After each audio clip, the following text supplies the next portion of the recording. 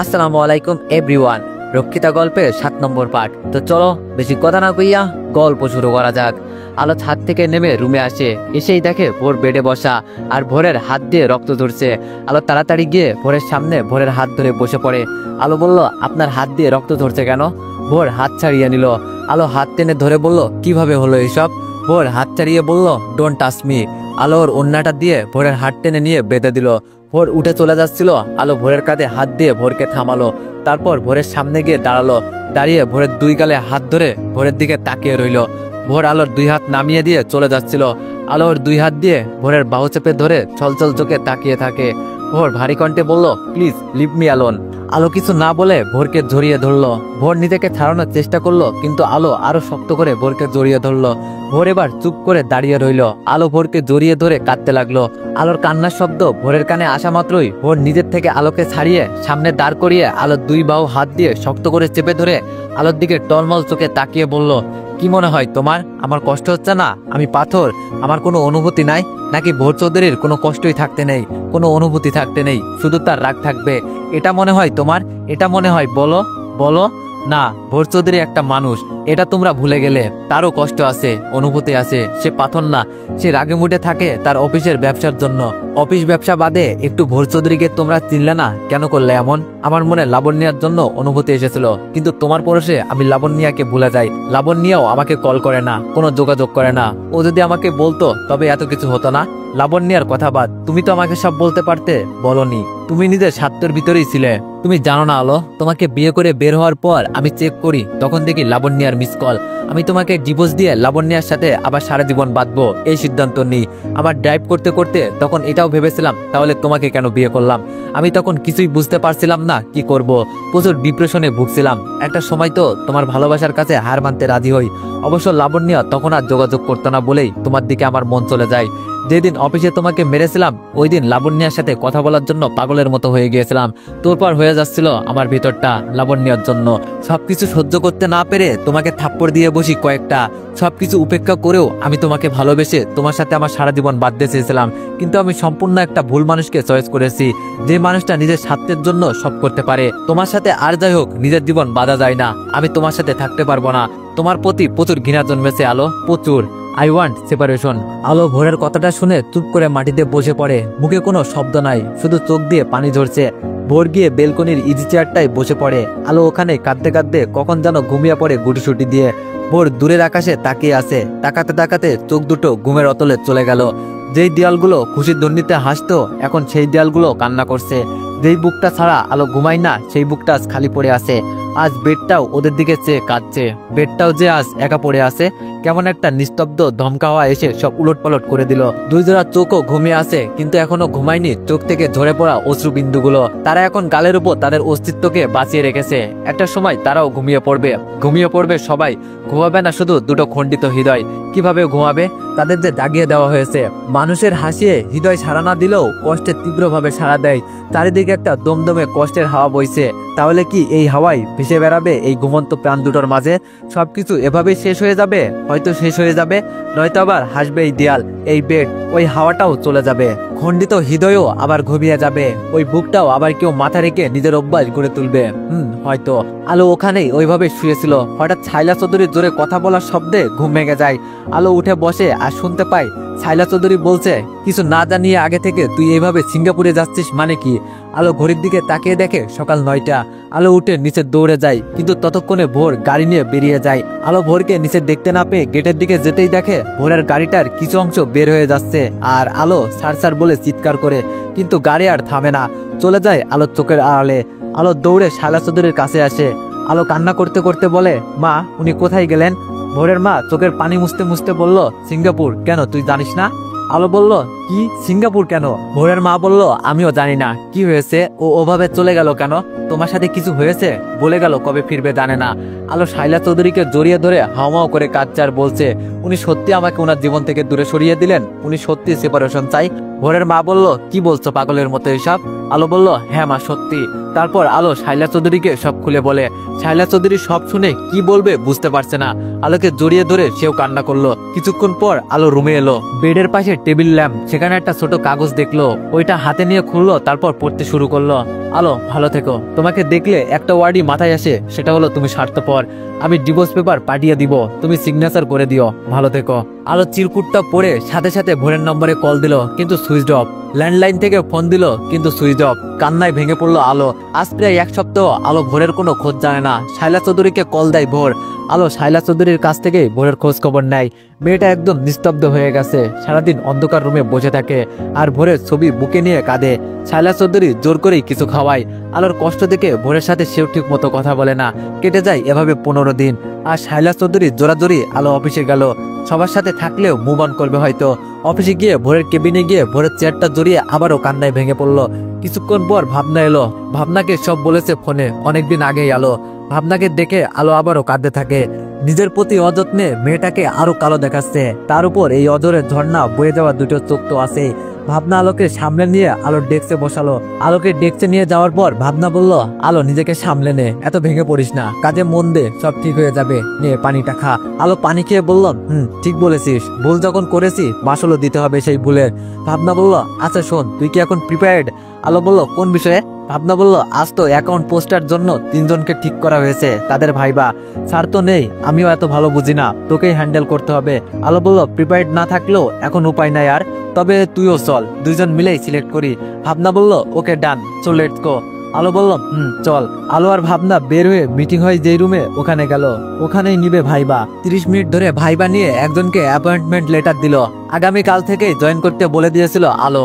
Office শেষ করে বাসায় ফিরল আলো। আলোর মাঝে সেই চাঞ্চলতা আর নেই। শাইলা চৌধুরী আলোকে ঢুকতে দেখে বলল, আলো। আলো বলল, হ্যাঁ মা বলুন। আলোর মা বলল, ভোর কল দিয়েছিল। আলো ব্যাকুল হয়ে বলল, কেমন আছে উনি? সুস্থ আছেন? ভালো আছেন? কবে আসবেন কিছু বলেছে? ভোরের মা করুণ কণ্ঠে বলল, এত বেকুল হয়েও না, ভোরের আজ এঙ্গেজমেন্ট। আলো কান্না ভেজা চোখ নিয়ে বলল, কার সাথে? ভোরের মা আস্তে করে বলল, লাবণ্যের সাথে। আলো বলল, ও বলেই চুপ হলো। মা? ভোরের মা বলল, হ্যাঁ মা বল। আলো বলল, আমাকে একটু পানি দিবেন, কেমন জানো গলাটা বারবার শুকিয়ে যাচ্ছে, একটু পানি দিবেন। ভোরের মা বলল, আনছি। মুখের আঁচলটা নিয়ে কান্না করতে করতে পানি নিয়ে আসতে গেল। ভোরের মা বলল, এই নাও পানি। আলো পানিটা খেয়ে নিল। আলো বলল, মা আরেক গ্লাস দিন তো, গলা ভিজেনি, শুকনোই রয়েছে। শাইলা চৌধুরী আবারও 1 গ্লাস পানি নিয়ে আলোকে দিল। আলো বলল, মা গলা তো ভিজেনি, আমার অনেক তৃষ্ণা লাগছে মা, দেখুন গলাটা কাঠ হয়ে যাচ্ছে। গলায় হাত দিয়ে দেখালো। বলেই আলো দৌড়ে ডাইনিং টেবিলের কাছে গিয়ে পানির জগটা নিয়ে পাগলের মতো পানি খাচ্ছে আর মুখ সহ শরীর ভিজে যাচ্ছে। শাইলা চৌধুরী আলোকে দেখছে আর কান্না করছে। জগের পানিটাও শেষ হয়ে গেল। পানি তো সেই জগের, আমার তো তৃষ্ণা মেটেনি, আমার গলা তো ভেজেনি। মা পানি কোথায় আর? আমার তো গলা ভেজেনি মা, আমি তৃষ্ণার্ত মা, অনেক তৃষ্ণার্ত। পানি খাবো আমি, পানি খাবো, হ্যাঁ পানি খাবো বলেই পাগলের মতো রান্না করে দৌড় দিল। আলোর দৌড় দেখে শাইলা চৌধুরীও আলোর পেছনে পেছনে দৌড় দিল। আলো ট্যাপের পানি খেতে যাচ্ছিল, শাইলা চৌধুরী গিয়ে আলোর হাত ধরে। ভোরের মা বলল, কি করছিস মা, এটা খাওয়ার পানি না, এমন পাগলমো করিস না, আমি যা সইতে পারছি না। আলো বলল, পানি খেতে দিন মা, আমার প্রচন্ড পিপাসা লাগছে, ছাড়ুন মগটা ছাড়ুন, দেখছেন না আমার গলা শুকিয়ে কাঠ হয়ে গেছে, প্লিজ মা ছাড়ুন। শাইলা চৌধুরী আর সহ্য করতে না পেরে আলোকে এক থাপ্পড় বসিয়ে দেয় আর আলো চুপ করে বসে পড়ে হাউমাউ করে কেঁদে ওঠে। আলো বলল, আমি পারলাম না ওনাকে নিজের করে নিতে, ওনার ভালোবাসা পেয়েও আমি হারালাম, সব শেষ হয়ে গেল মা, সব শেষ হয়ে গেল বলেই আলো কাঁদতে লাগলো। ভোরের মা বলল, কিছুই শেষ হয়নি, এঙ্গেজমেন্ট মানে বিয়ে নয়, বিয়ে করতে হলে প্রথমে তোমাদের ডিভোর্স হবে, তারপর। এখনো তোমাদের ডিভোর্স হয়নি, তুমি আল্লাহর উপর বিশ্বাস রাখো, ভরসা রাখো, তুমি এভাবে না কেঁদে নিজেকে শক্ত করো, এভাবে ভেঙে পড়ো না মা, ওঠো, উঠে রুমে গিয়ে ফ্রেশ হও, নিজেকে শক্ত করতে শিখো। আলো উঠে নিজের রুমে গেল, তারপর ওয়াশরুমে গিয়ে শাওয়ার ছেড়ে ঢুকলে আবারও কাঁদতে লাগলো। 30 মিনিট পর বের হলো ওয়াশরুম থেকে, বেডে গিয়ে শুয়ে পড়লো। শুয়ে ভোরের ছবি দেখতে দেখতে আর চোখের পানি ঝরাতে ঝরাতে ঘুমিয়ে পড়লো। সকালে উঠে অফিসে গেল। ভোরের কেবিনে গিয়ে পুরনো স্মৃতি মনে করতে লাগলো।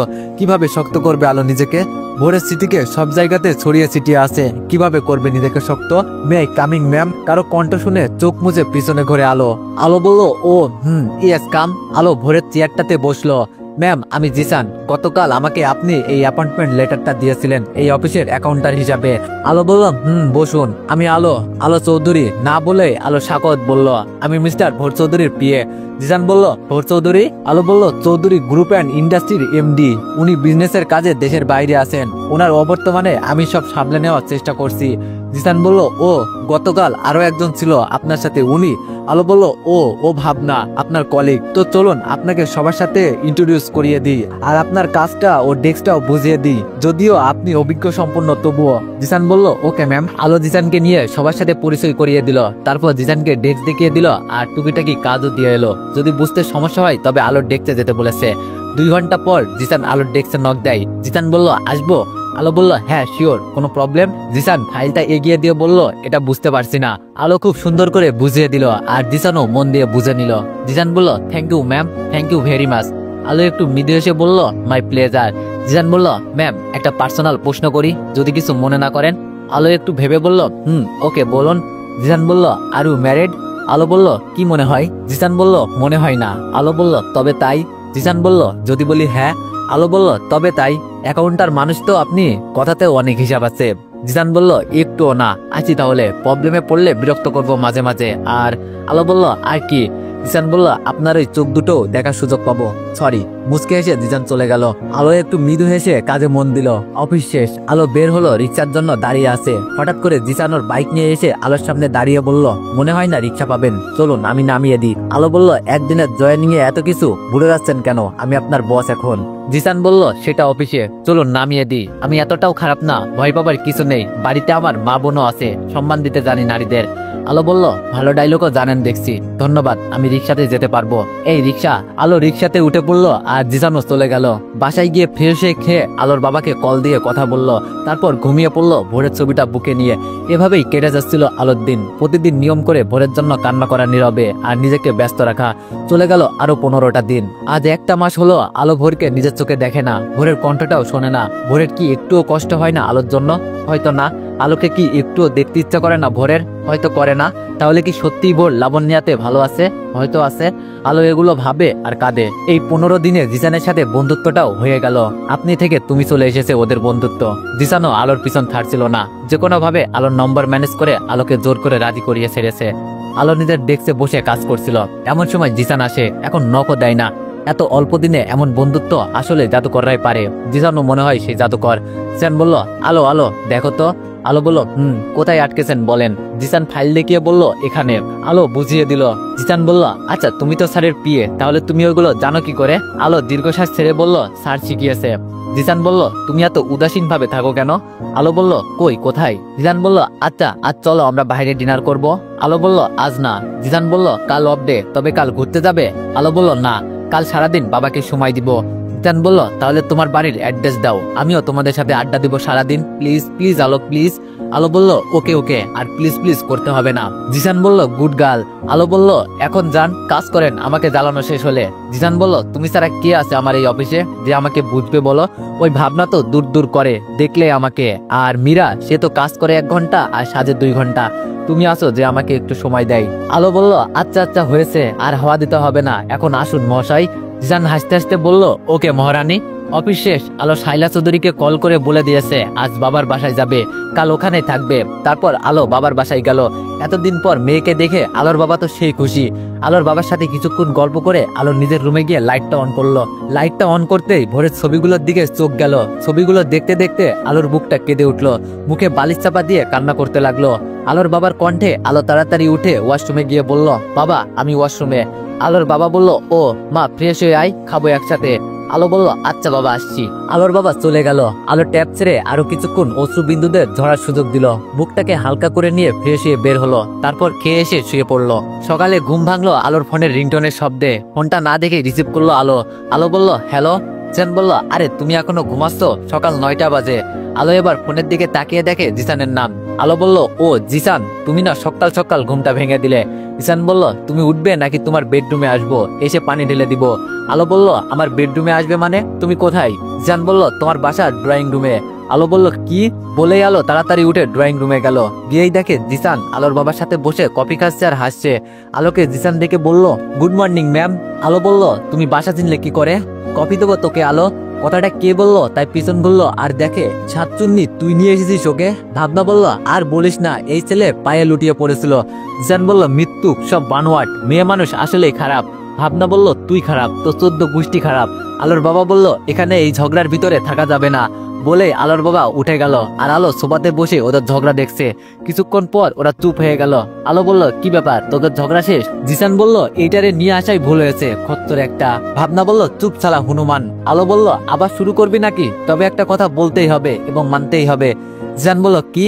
আলো সোফা থেকে উঠে সোফার পিছনে দাঁড়িয়ে বলল, জিসান তোমার ভিতরে একটা ঝগড়াটে মহিলাদের ভাব আছে, ঝগড়ার সময় তোমাকে পুরো মহিলা মহিলা লাগে। বলে আলো আর ভাবনা হাসতে লাগলো আর জিসান আলোকে ধরতে আলোর পিছনে দৌড়াচ্ছে। হঠাৎ আলো থেমে গিয়ে সোফাতে ধূপ করে বসে পড়লো। জিসান বলল, এবার কোথায় যাবে? আলো মলিন কণ্ঠে বলল, এমন করে সারা ঘরে এর আগেও আমি দৌড়াইছিলাম আর সে আমার পিছু নিচ্ছিল আমাকে ধরার জন্য। জিসান বলল, কে? ভাবনা বলল, কি আবার ছোটবেলার কথা বলছে। আলো যা ফ্রেশ হয়ে আয়, আমার খুব ক্ষুধা লাগছে। জিসান বলল, হ্যাঁ আমারও। ভাবনা বলল, তোমার তো লাগবেই, তুমি তো হাতি।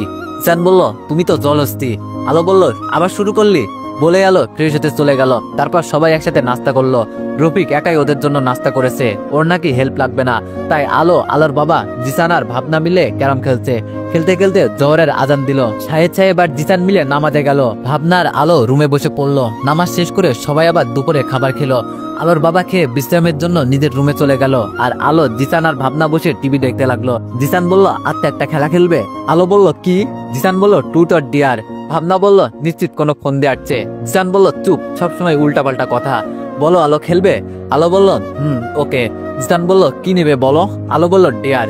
জিসান বলল, ভাবনা তুমি? ভাবনা বলল, টুট। আর তুমি? জিসান বলল, আমিও টুট। তো আলো, তুমি আমাকে জড়িয়ে ধরে প্রমাণ করো তুমি ভয় পাও না কিছুই। ভাবনা বলল, এ কেমন জিনিস দিলে? আলো বলল, এটা বেশি হয়ে গেল না? জিসান বলল, খেলা ইজ খেলা। আলো এবার কি করবে? এখন তো ধরতেই হবে, কিন্তু একটা উপায় তো বের করতেই হবে। আলো বলল, আচ্ছা এটা তুলা থাক, সুযোগ বুঝে একদিন ধরবো। তুমি এবার বলো তোমার জিএফ কয়টা? ভাবনা বলল, 10টা সর্বনিম্ন শিওর। জিসান বলল, এই মুটি চুপ, একটাও নাই, পিওর সিঙ্গেল। ভাবনা বলল, জোকসটা সুন্দর ছিল। আলো বলল, ঠিক বলছিস, এত সুন্দর ছেলে নাকি সিঙ্গেল? জিসান বলল, আমি মিঙ্গেল হতে চাই। আলো তুমি রাজি হয়ে যাও। আলো একটু হেসে বলল, আমার বর আছে। জিসান বলল, অদৃশ্য। ভাবনা তুমি বলো এবার তোমার কয়টা বিএফ? ভাবনা বলল, একটা। আলো বলল, কি, তোর আবার বিএফ কে? জিসান বলল, তলে তলে এত দূর। ভাবনা বলল, মনে মনে আছে একটা, প্রকাশ্যে আমি সিঙ্গেল। আলো বলল, মনের ভিতরে কি আছে আমরা একটু শুনি। ভাবনা বলল, পরে বলবো।